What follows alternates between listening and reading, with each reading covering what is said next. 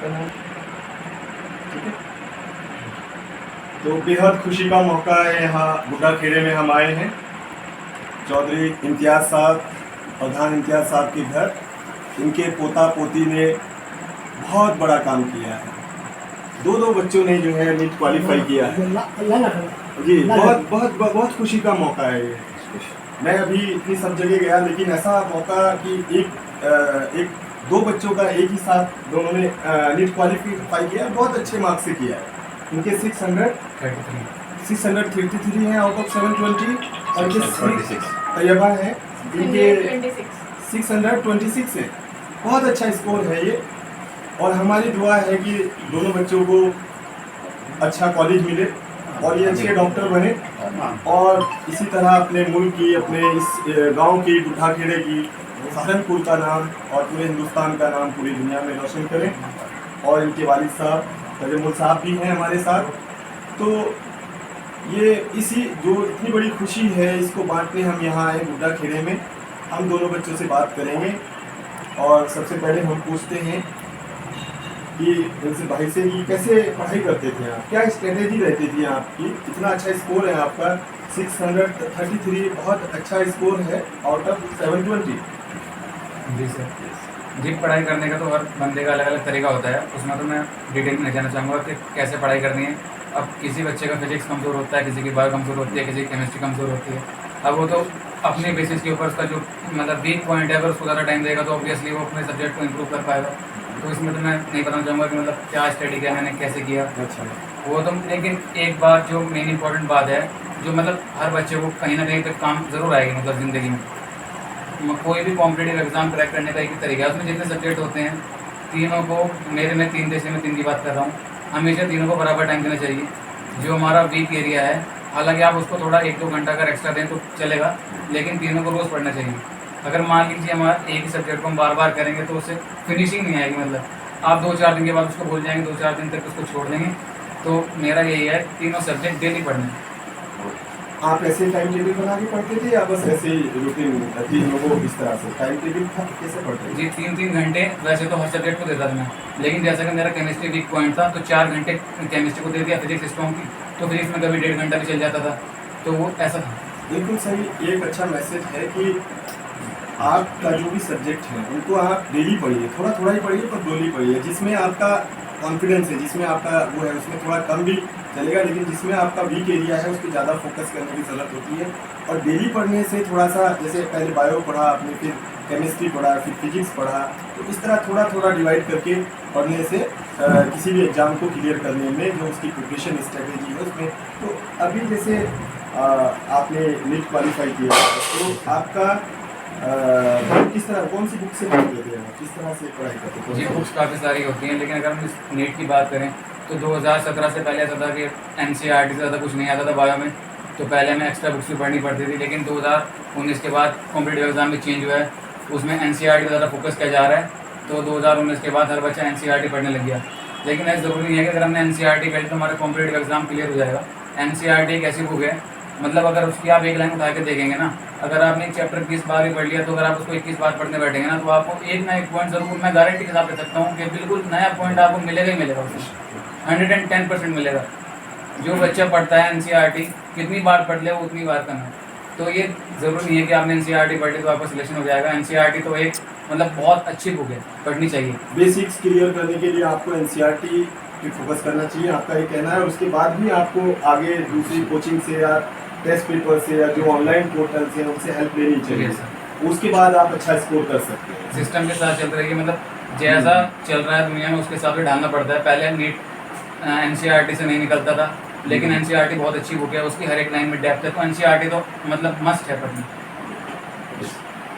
अच्छा, तो अब जब जिस दिन आप टेस्ट देने गए उस दिन आपका क्या वो था, क्या क्या स्ट्रेटेजी रही? टेस्ट में आपने टाइम का एक अहम रोल रहता है, इम्पोर्टेंट रोल रहता है, उसमें क्या स्ट्रेटेजी थी? जी, टेस्ट तो अगर देखा जाए 3 आवर्स और 20 मिनट्स का होता है, लेकिन उसके पीछे की जो मेहनत होती है वो 4 साल 3 साल बहुत सारी लगती है। वो तो 3 घंटे बस होते हैं, उसमें आप कुछ नहीं कह सकते कैसा हुआ है। लेकिन हाँ, उसके पीछे का उससे पहले ही डिसाइड करना पड़ता है हमको पेपर में कैसे प्रिपेयर करना है। मैं पहले फिजिक्स करता था, उसके बाद केमिस्ट्री बायो लास्ट में करता था, लेकिन ज़्यादातर बच्चे बायो पहले करते हैं। वो सबका अलग अलग होता है, इसमें किसी का कोई बिल्कुल सही है, टेंशन ये बिल्कुल अच्छा वो मिला है जो पैटर्न था अभी तक हमारा। बट ये है कि हर किसी का अपना एक वो होता है, तो वही उसी चीज़ में अगर मैं फिजिक्स में स्ट्रांग हूँ, केमिस्ट्री में मेरा दूसरा है, फिर बायो में है, तो वही रिवीजन उसी स्टाइल में, इनका कहना ये है कि उसी स्टाइल में हमें रिवीजन प्रैक्टिस करना चाहिए, पहले मॉक टेस्ट को सॉल्व करके देख लेना चाहिए और उसके बाद वो स्ट्रेटेजी उस दिन जब हमारा एंट्रेंस है उसमें अप्लाई करनी चाहिए। ये बहुत अच्छा फीडबैक यहाँ हमें मिला है और इन्होंने 633 मार्क्स आए हैं इनके आउट ऑफ 720 और यहाँ पे तैयबा भी है, इनके 626 मार्क्स है। आप कैसे पढ़ाई करते थे?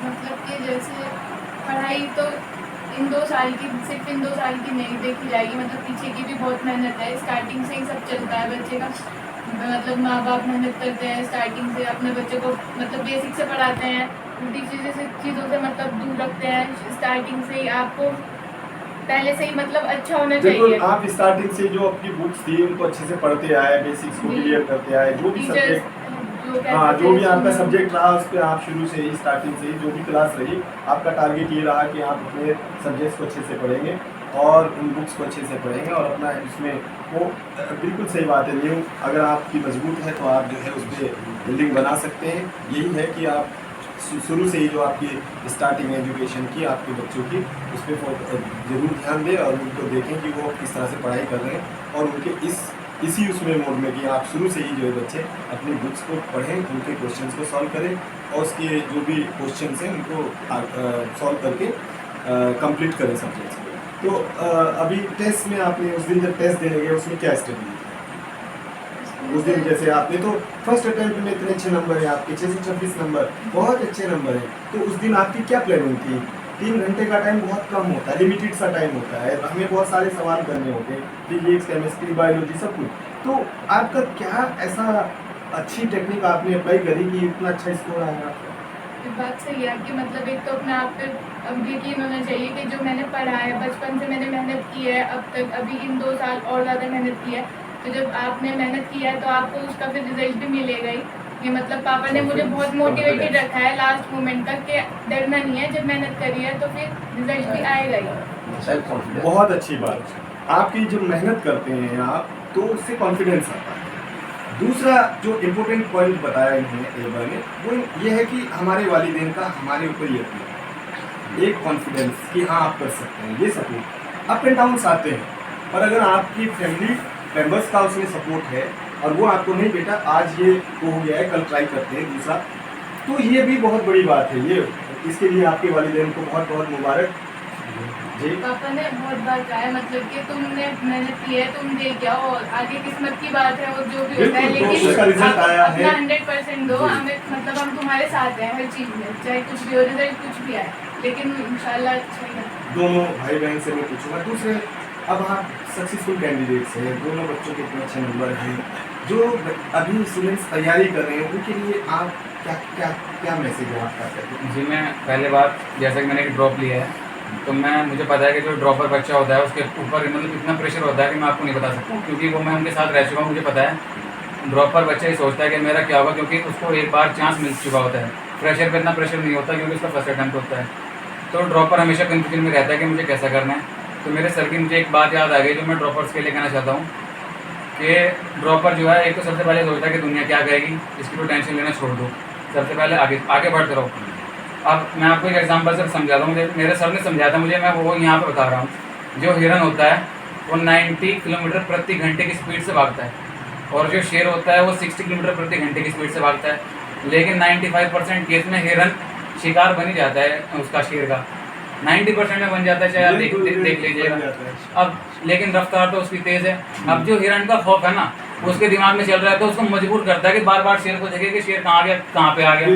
अब वो जो पीछे देख रहा है ना तो उसके चक्कर में उसकी स्पीड कम हो गई और इसीलिए फिर उसका हिरन का शिकार हो गया। तो जो ड्रॉपर है उसको पीछे मुड़ के नहीं देखना, जो जितनी गलती हो गई आगे की बात देखिए। बहुत अच्छा मैसेज, बहुत अच्छा मैसेज भाई ने बताया है कि जो कैंडिडेट्स पहले अटेम्प्ट में सक्सेसफुल नहीं हो पाते हैं उनके लिए एक अच्छा मैसेज है कि उन्हें उम्मीद नहीं छोड़नी चाहिए और फिर से ट्राई करना चाहिए और डरना नहीं चाहिए। ये नहीं सोचना चाहिए कि कोई क्या कहेगा, कैसे कहेगा। आपको अगर अपना इंटरेस्ट है किसी चीज़ में, आपका गोल है और आपको उसको हासिल करना है, तो एक कोई बात नहीं, इस बार आपका जो 3 घंटे का टाइम है, आपकी बहुत अच्छी तैयारी और वो अच्छे से क्लिक नहीं किया है तो भी आप नहीं हो पाते, नेक्स्ट टाइम हो जाएगा। तो उसके लिए बहुत अच्छा इन्होंने कहा है कि हमें उम्मीद नहीं छोड़नी चाहिए और अच्छी मेहनत के साथ और ज़्यादा मेहनत के साथ बिना किसी डर के साथ तैयारी करनी चाहिए, ज़रूर सक्सेस मिलेगी। और वो इन्होंने करके दिखाया है और इनकी बहन ने फर्स्ट अटेम्प्ट में ही क्लियर किया है नीट। आप क्या बताएंगे दूसरे बच्चों के लिए, क्या करना चाहिए उन्हें, किस तरह से पढ़ाई करनी चाहिए? मतलब यही है, अगर मतलब 11th में बहुत सारे स्टूडेंट्स ये सोचते हैं कि मतलब 12th के बाद करेंगे, पहले बोर्ड्स पे फोकस रखते हैं, बट अगर आपके पहले का सब कुछ सही है, आप पढ़ाई में अच्छे हो, आपको मतलब यकीन होना चाहिए खुद पे कि हाँ थोड़ा सा कुछ और करेंगे और मेहनत करेंगे, सब्जेक्ट के साथ ऑब्जेक्टिव पे भी ध्यान देंगे तो हो जाएगा। मतलब ना ज़्यादा टफ है ना ज़्यादा आसान है, अगर मेहनत करेंगे तो फिर कुछ मुश्किल नहीं है, थोड़ा सा हल्का सा कुछ और करना है बस, बहुत अच्छा मैसेज। और यहाँ इन दोनों बच्चों के पापा भी हैं और दादाजी भी हैं और मामा जी भी हैं। तो हम पहले पापा से पूछेंगे कि आपके 2 बच्चों ने इतना अच्छा तजुर्बा, साहब से पूछेंगे कि 2 बच्चों को सक्सेस मिली है, दोनों बच्चों ने नीट क्वालिफाई किया है, 2 बच्चे जो हैं आपके MBBS होने जा रहे हैं अभी एडमिशन के बाद, तो आपका क्या कहना है इस बारे में? बहुत अच्छा लग रहा है जी, अल्लाह ताला का लाख लाख शुक्र। कैसे आपने सपोर्ट किया है इन 2 बच्चों को? मैं तो बस हर टाइम इनके पीछे रहा, बेटे तुम पढ़ते चलो, आगे रहो तुम, पीछे हम खड़े हैं तुम्हारे, अपना 100% दो, आगे अल्लाह ताला पे छोड़ दो, करने की जात तो अल्लाह ताला है, हम कुछ नहीं है, हम तुम्हारे साथ खड़े हैं बस। बिल्कुल फुल डेडिकेशन से और अपने रेगुलर पंक्चुअलिटी के साथ बच्चे अगर पढ़ते रहें और वालिदैन का उनके साथ पेरेंट्स का सपोर्ट है तो डेफिनेटली उनको सक्सेस मिलेगी। और उनका जो इंटरेस्ट है जिसमें भी, जैसे इन्होंने फर्स्ट अटैम्प्ट में भी निकाला है, इन्होंने अटैम्प्ट लिया है, सेकंड अटैम्प्ट लिया है, तो पापा ने और उन्होंने कहा नहीं बेटा इस बार नहीं हुआ कोई बात नहीं, इस बार ट्राई करो। तो ये सपोर्ट बहुत मैटर करता है हमारे बच्चों के इंटरेस्टेड गोल्स को अचीव करने में। तो हमें अगर किसी बच्चे में आज स्कोर नहीं भी कर पा रहा है, हम ऐसे भी बच्चों से मिले हैं जिनके मार्क्स नहीं है, हमने उनको भी अप्रिशिएट किया कि कोई बात नहीं, आपने अभी इतना किया, अगली बार हो जाएगा उससे भी अच्छा। अभी मैं मनोहरपुर में एक लड़के से मिला, उन्होंने कहा नहीं मैं अपने मार्क्स से भी सेटिस्फाइड नहीं हूँ, मैं दूसरा। तो ये एक कॉन्फिडेंस है जो हमारे माँ बाप और हमारे फैमिली मेम्बर्स, हमारे भाई बहन से हमें मिलता है और ये सक्सेस में कन्वर्ट होता है। तो दूसरे बच्चों के लिए पापा आप क्या मैसेज है आपका, दूसरे बच्चों को कैसे आप कुछ मैसेज देना चाहेंगे? दूसरे बच्चों के लिए जी अपने अंदर लगन, जुनून और हिरस पैदा कर लो बस। अगर 3 चीज़ें बच्चे के अंदर है तो अल्लाह ताला उसे कामयाबी अता फरमाएंगे। बहुत अच्छी बात अगर है। लगन आप हर चीज की लगन है, जुनून है, हिरस है, हिरस कर लो कि मुझे निकालना है, अपना एक एम बना लो, गोल बना जरूर। जो बच्चे अच्छा अपना एक गोल टारगेट बनाते हैं फिर उसके लिए उतनी ही मेहनत करते हैं। MBBS है तो उसके लिए मेहनत तो करनी पड़ेगी, एक्स्ट्रा मेहनत करनी पड़ेगी, बड़ा टारगेट है। तो वही इनका कहना है तजुर्बा साहब का कि हमें उसमें उसी शिद्दत के साथ मेहनत करनी चाहिए, तो ज़रूर हमें इसमें कामयाबी मिलेगी।